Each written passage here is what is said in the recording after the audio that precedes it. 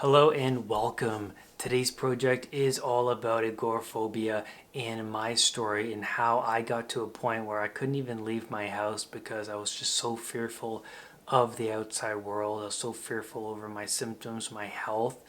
And so at the beginning, I was suffering from severe health anxiety.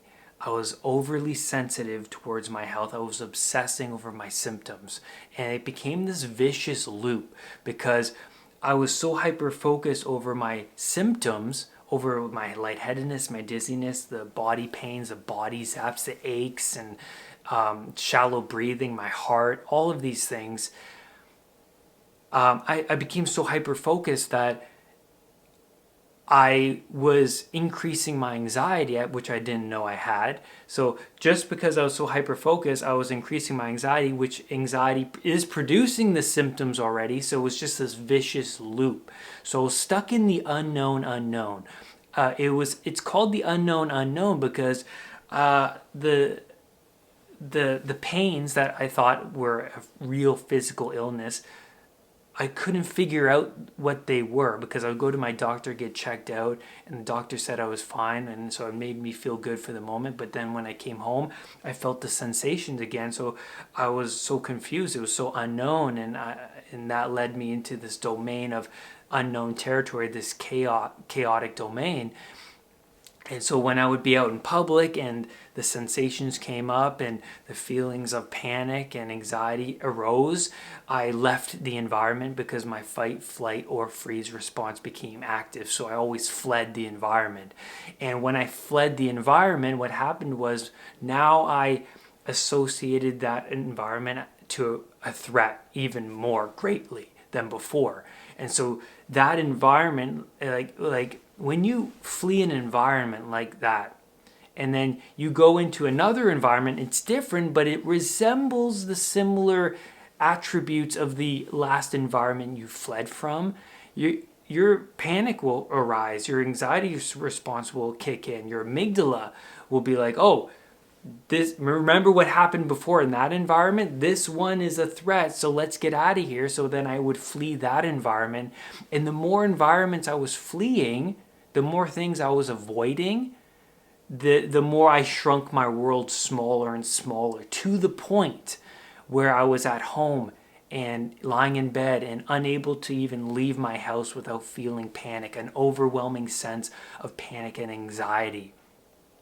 And so at this point, I remember going out with Maggie, and I was with her friends, and I was obsessed over having a UTI, which is a urinary tract infection. I thought I had a UTI. I never had a UTI. I just thought I had a UTI because at this point I was getting no sleep at night because I was getting night terrors, and a lot of anxiety sufferers have night terrors because the shadow parts of them is most vulnerable at night.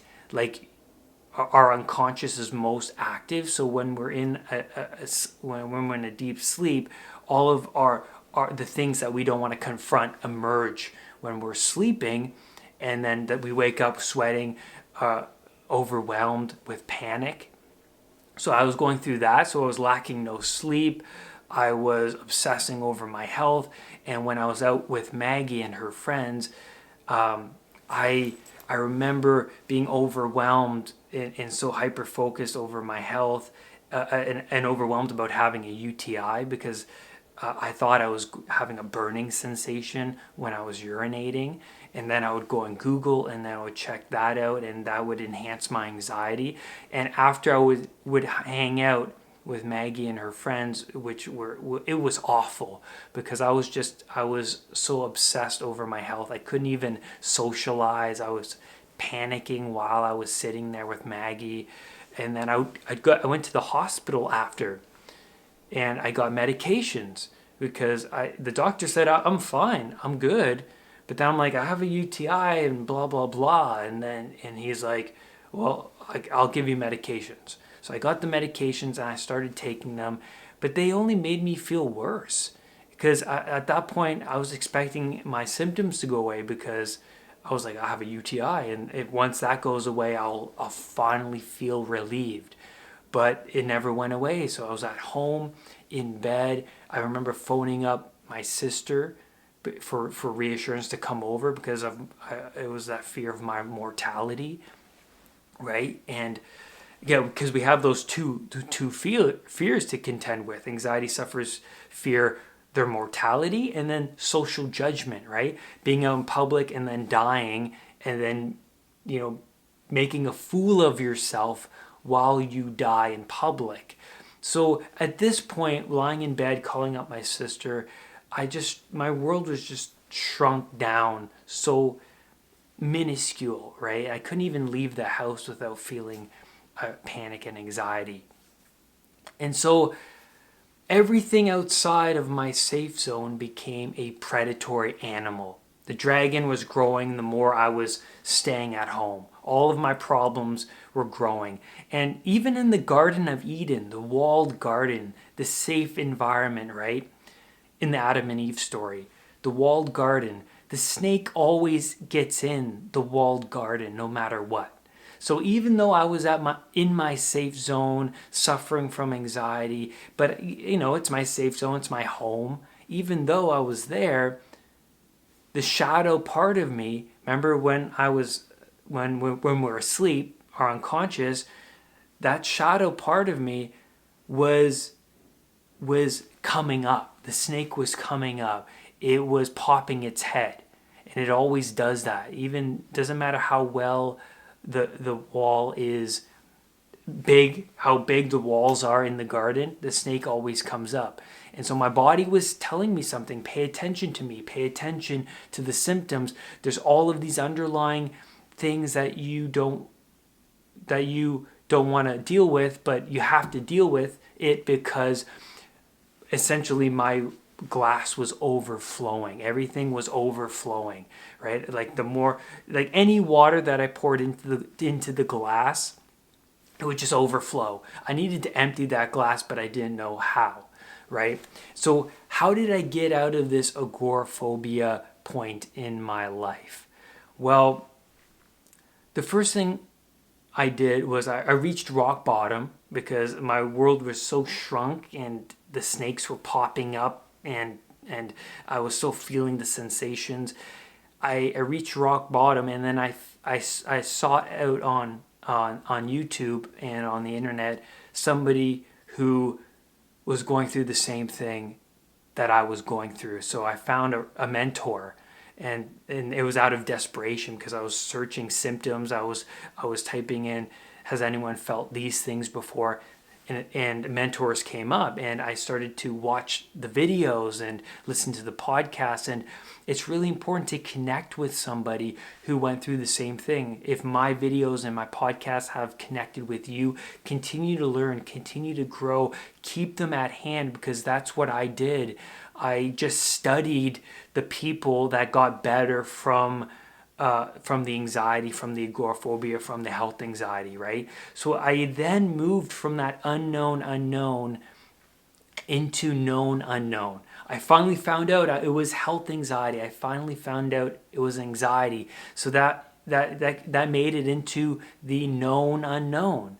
I knew it was anxiety, but it's still unknown because now I have to learn about anxiety. I have to study it. Now I have to take responsibility because my parents are not going to help. All of this dependency, like Dr. Google and the doctors, they're not going to help. I have to take it into my own hands and study it for myself and implement the strategies and techniques that these mentors are supplying me, right?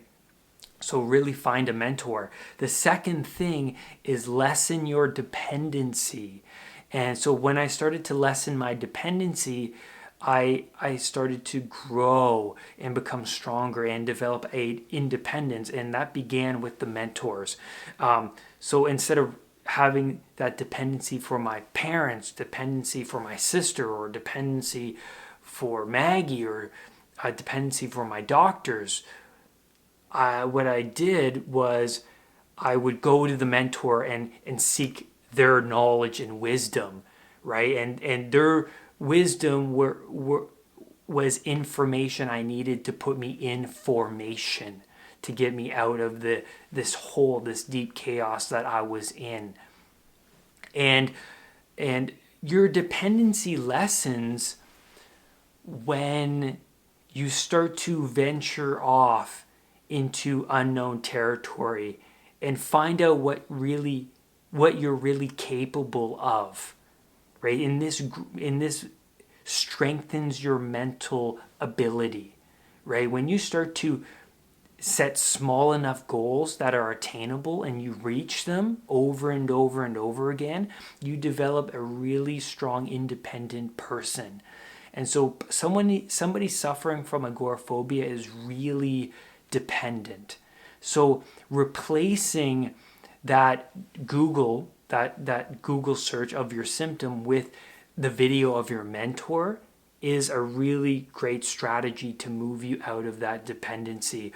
Or taking that cold shower helps you strengthen your mental capabilities. Or reading that book and lessening your dependency over TV and challenging yourself to no TV. I'm just going to watch videos and listen to podcasts about anxiety and my mentors. I'm just going to read about anxiety. I'm just going to challenge myself with reading, because if you've been following my videos and podcasts, I always talk about the beginning steps of my recovery. And I used to go to the bookstore and read for a couple hours. I used to step out of my domain of my known territory into the unknown and challenge myself to, you know what, it's an attainable goal. I'll just set the bar high. I want to go to the library by myself, read, and that strengthened me a little bit more. And then I would go to the coffee shop, and then I would sit in the coffee shop and read and watch videos of my mentor. And that was strengthening my independency. But if in a time of COVID, you might be asking, well, how can I do that? Like go to the coffee shop, go outside of my home to do that, to strengthen my independency. Well, you can even do it at home. If you take a cold shower, if you start to challenge yourself with reading, right? Sitting with yourself, because anxiety sufferers don't want to sit with themselves, right? Because then all their flaws and the things that they don't want to contend with come up from their unconscious mind. So it's important to challenge yourself even at home. You can step outside of your known territory at home. Challenge yourself, no Netflix. Challenge yourself to, I said the cold showers, meditation. Challenge yourself to reading something challenging. That's you're pushing your boundaries. Even sitting with yourself, recognizing the old habits that made up your anxiety identity and doing the opposite, right? Moving outside of that identity, essentially. That's what you want to do. That's the movement out toward that unknown territory, because in that unknown territory, that's where you're going to find the answers. It's in that unknown. That's where you find the answers. If you're so immersed in your known territory, what's really familiar, you're not gaining any stimuli. You're not changing neural pathways. You're staying in what's familiar. And so you're only going to get what's familiar if you stay there. But if you venture off and you start to challenge yourself, you strengthen your mind. You become more independent. And now the more you move that way, the less you're going to be dependent on your parents for reassurance, your doctors or Dr. Google or junk foods or lying in bed or Netflix to mask that pain. It's not about coping anymore, because coping is that familiar territory. It's time to move out of coping and begin to set the bar high enough, challenge yourself, and then you meet that challenge, you get that dopamine kick, you feel good, and then you continue stepping up, and you keep challenging yourself. That is the path out, and that's the path I took to get myself out of agoraphobia. It was a nightmare. It was the worst time in my whole life, and I never felt so weak-minded, and dependent. So it's time to move out of that dependency, and I hope this video has helped you, or if you know somebody who is suffering, please share this video with them. And remember, do not let anxiety define who you are. I will see you on the next video. Bye for now. Remember to hit that subscribe button and that bell so that whenever a new video of mine appears, you will be the first to know. Namaste.